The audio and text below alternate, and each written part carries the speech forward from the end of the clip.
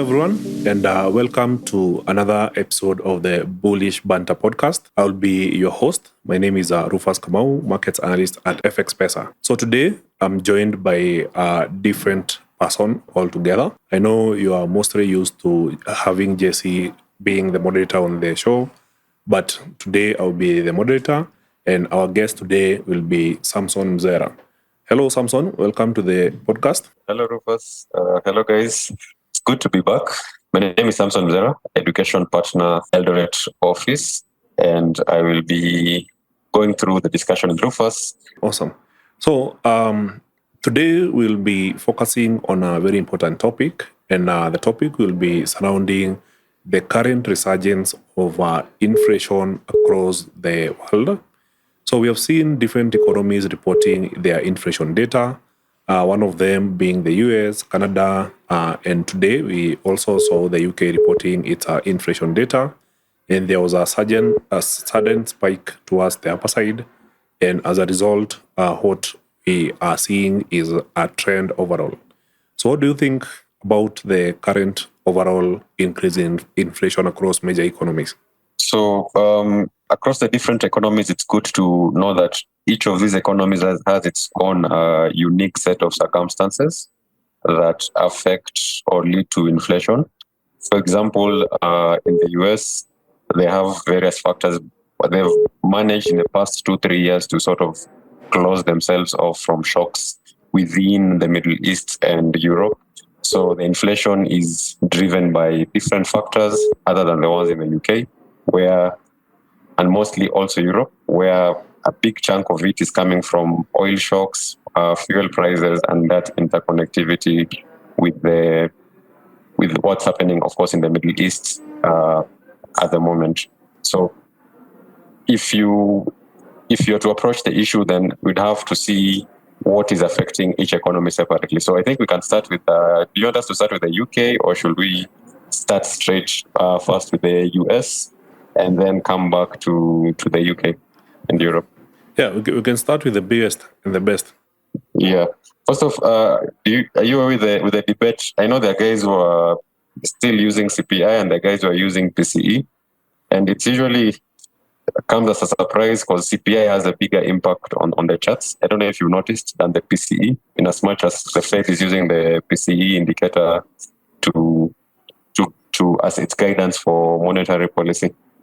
Yeah, definitely. Over the last 1 year, I think the common term we have been using is that CPI is the new NFP.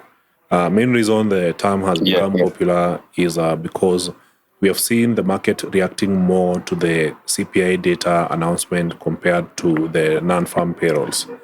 But then in terms of Fed decision, the Fed's favorite measure of inflation seems to be the PCE. And for listeners who don't get the meaning, it's the personal consumption expenditures data. And it's also a different measure of inflation, but the Federal Reserve tends to prefer the PCE compared to the CPI. Yeah, exactly. So when it comes to these readings, I believe we still have to see the PCE readings that are going to come out. Is it in 26th of this month for us to have a conclusive picture? But in the meantime, inflation has proven to be very sticky. It's not going anywhere below 3%. And that is a trend we've seen for the past 5 months or so, where we had inflation coming down all the way from July of 2022, where it was at 8%, all the way till August. And then we thought that trend was going to continue lower, but it seems as though we've been sticking around 3% inflation. That is the CPI reading. And that's why the market is it's very skeptical that we will have that rate cut coming sooner than expected. So that's where we are at the moment. And if you look at what's the key driver in terms of the CPI reading, mainly it has housing, which has rent prices have proven to be very sticky. The composition of, as when you're talking about the composition of CPI, so mainly the rent prices and housing prices in general are the ones that are proving to be very sticky, and food prices, of course. I hope you remember when eggs were very expensive in the US. Yes, Rufus. Yes, I remember. I think it had become quite a surprise in the market. And of course, when you look at the performance of commodities over the last 1 year, it was surprising to see that orange juice was the best performing commodity in the market. So it seems like food and beverages. But yeah, it was mainly orange juice and eggs, and I know it was trending for some time, and it was the new. It was the new. I remember there was stocking up on during the pandemic on tissue papers. Now people are trying to people are trying to stock up on eggs and orange juice and things like that. So having said that, that's something I think is internal with the US, and I don't think they're very vulnerable to shocks elsewhere. For example, if you look at energy prices, they've been very moderate. They've not been as high as expected, and it's mainly because a lot of the production is coming from within. And this year, we're also expecting record numbers in terms of oil production in the US. I know it's around the focus is around 13.2 million or something like that barrels. So they are managing to contain some of these inflation shocks from within. And going forward, we're yet to see how sticky the housing prices and the food prices are going to be. Thank you. So looking at the US Fed funds futures, and that is a 30-day Fed funds futures, the market is already pricing in a 97% chance that the Fed will do nothing on its next meeting on 31st of January. But then the concern moves on to the March meeting. So the market is already pricing in a 60% chance that the Fed will go for a rate hike in March. So what do you think about the contrast between what the market is presenting versus what the Fed is saying? So I remember the pricings were higher, the probabilities were higher just a few months ago when Powell came out in December and said we've halted and now it's time to look forward. The probabilities were very high. I think it was north of 70%. If you looked at the CME watch tool, yeah. So with regards to that, I think the markets are sort of tapering down on those expectations based on recent readings and the fact that it's proving much trickier than expected with regards to the path of inflation. So we'll have to wait and see the PCE indicator coming out later this month for us to have a conclusive picture of the interest rate expectations for the next Fed meeting, which is on March. Awesome. Do you think the Fed will go for a rate cut on March? Absolutely not. I think we'll stay where we are, although of course, there are election pressures. Yes. So that might be a factor, but I don't think we will see anything conclusive at the moment unless the data says otherwise.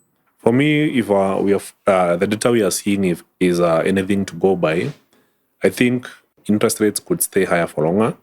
But then when you add the political angle, then there's a good chance that the Fed may go for a rate cut, and that could basically pump the markets higher.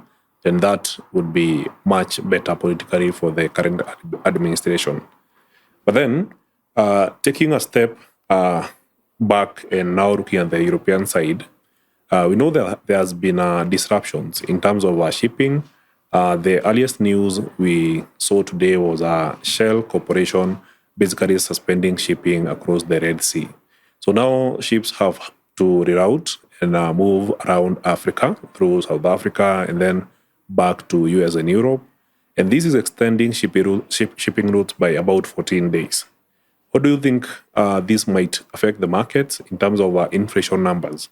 Yeah, so with regards to, for example, energy, fuel prices have not really been impacted per se. I was expecting Brent and the likes to really skyrocket, but we've not had that significant impact on energy. So inflation coming from that angle seems to be somewhat under control. But the longer shipping routes and the riskier waters are making it they're increasing the prices of insurance costs and also shipping products that are being shipped, because now you have to reroute around Africa, then come back to the Mediterranean or up to past the UK. So the goods of items being imported, of course, are going to have higher prices, but we are yet to see if that is really going to play a big part in creating inflation for the region. Although it's possible that it creates shocks, I don't think it's going to be that significant at the moment.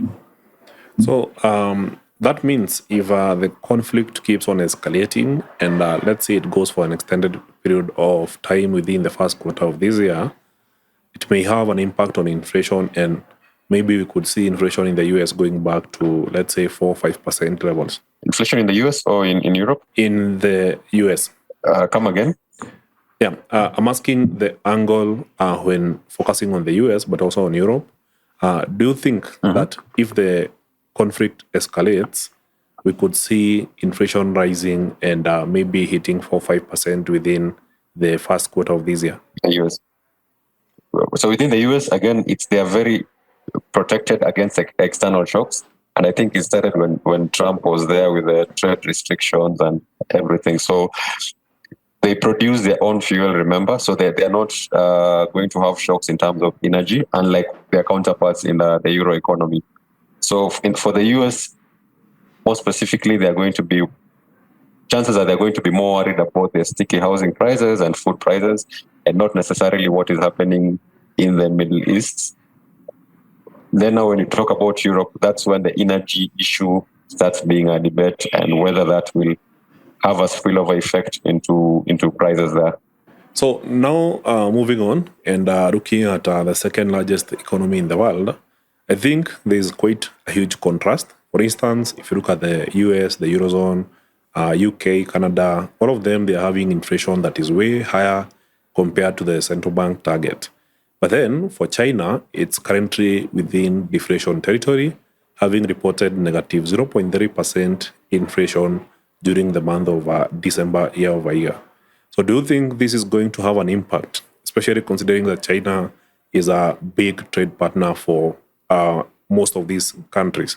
Yeah, so it's definitely, the slowdown is at least easing energy prices across the globe. So the economy isn't growing as much, and that is also helping in moderating energy demand flat out. But then when it comes to like economies like the US, remember they sort of started having restrictions. And now if you look at the curve for imports, you can see that Mexico and the rest of Asia and India are actually ahead of China when it comes to where imports are flowing from to the US. Yeah, so with the US, they've managed to reduce that dependency on China. So I think they're not going to be heavily impacted, unlike countries in Europe, where now there's still a lot of trade going on. So the slowdown in the economy at least has a positive impact in terms of energy prices for these other countries. That's Australia, Europe, and the UK. But then when it comes to growth prospects, that's where the issue becomes, because China is also a very big consumer. And if the growth there is looking weak, it's going to affect how much time or how badly high interest rates are going to affect these other countries.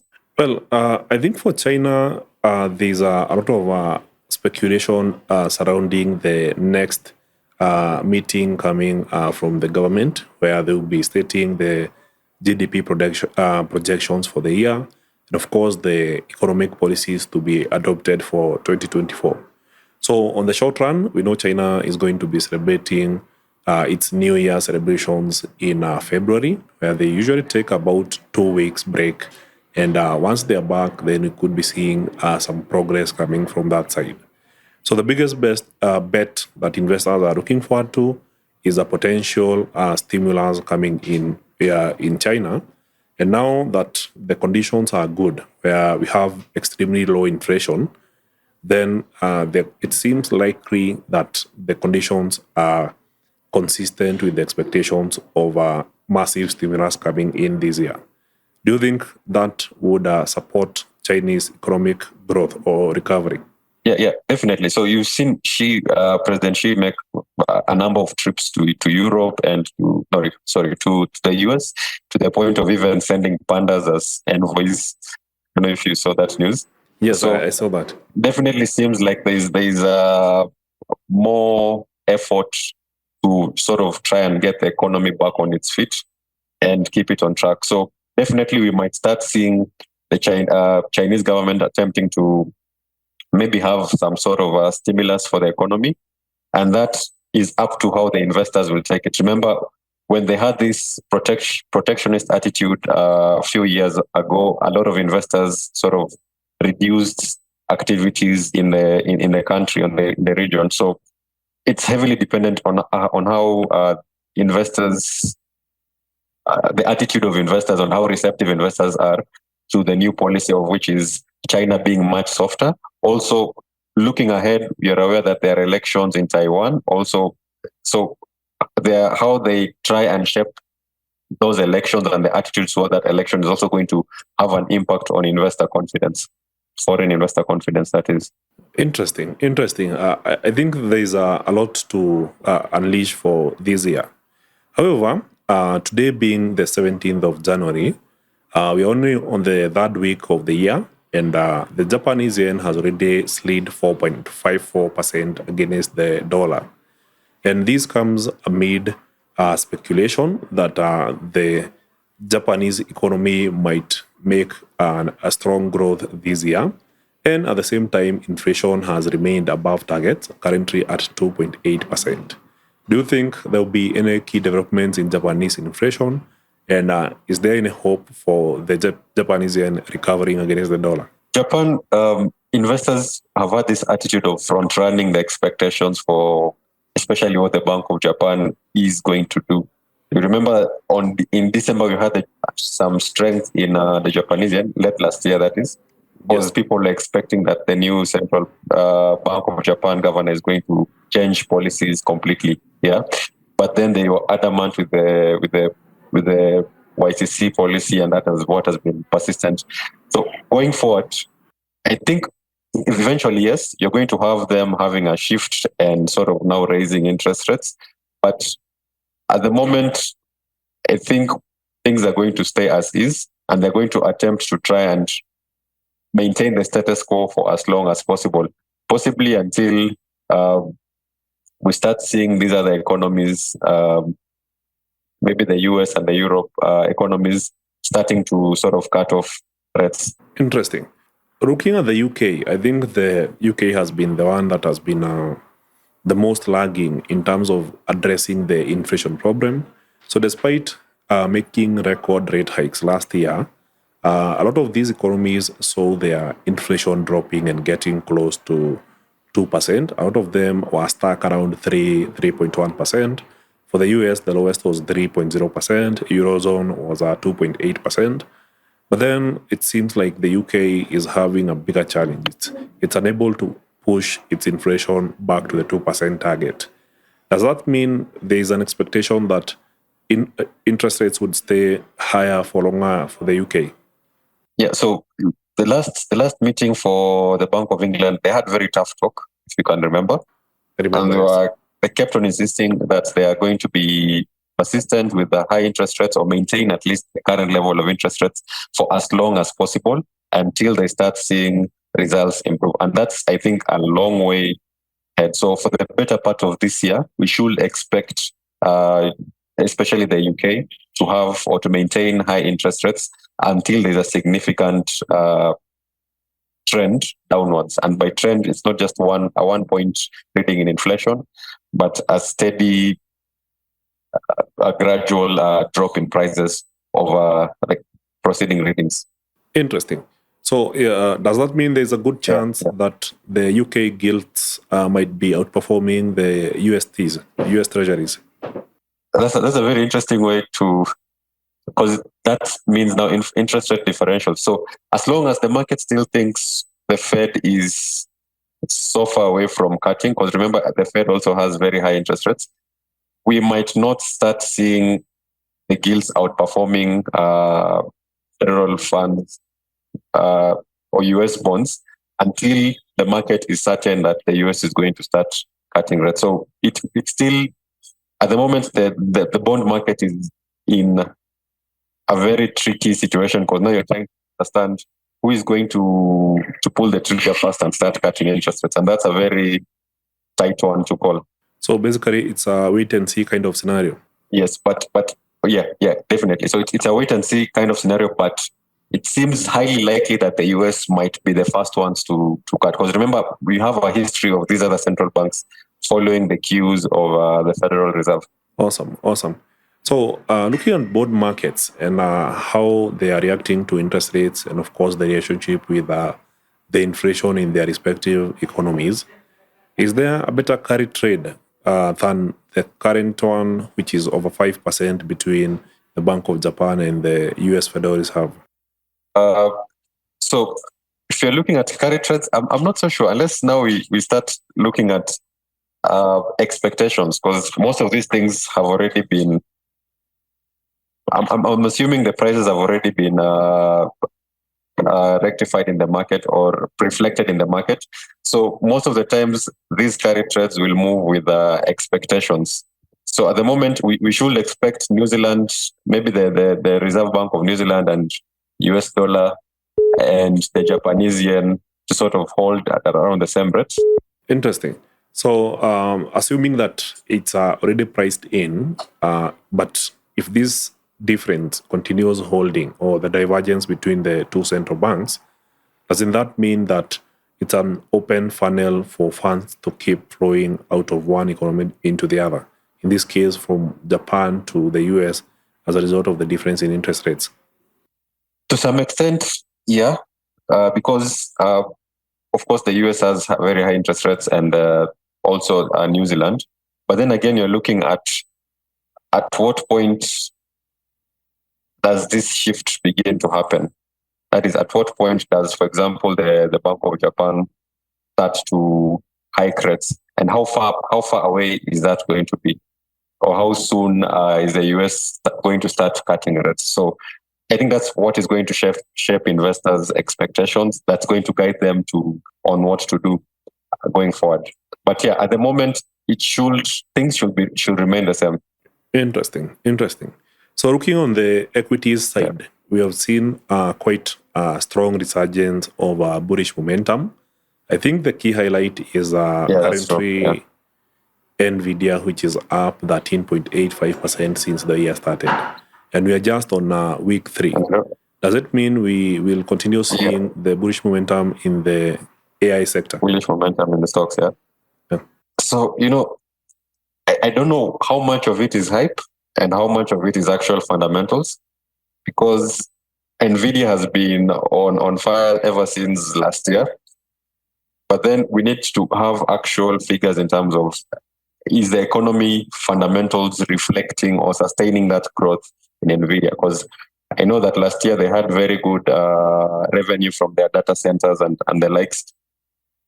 So if demand continues to be steady in that area, then of course NVIDIA is going to continue rising. But that is also impacted by how the economic fundamentals in the US are. At the moment, most of the stocks or most of the investors are looking at stocks individually rather than looking at the whole index, the broad index, because there's a lot you need to consider when the environment is high interest rates and bonds are very attractive. Interesting. So do you think there's some form of trend implication as a result of the current political environment, where now we are seeing the political scene heating up? We saw Ramaswamy dropping out of the Republican race.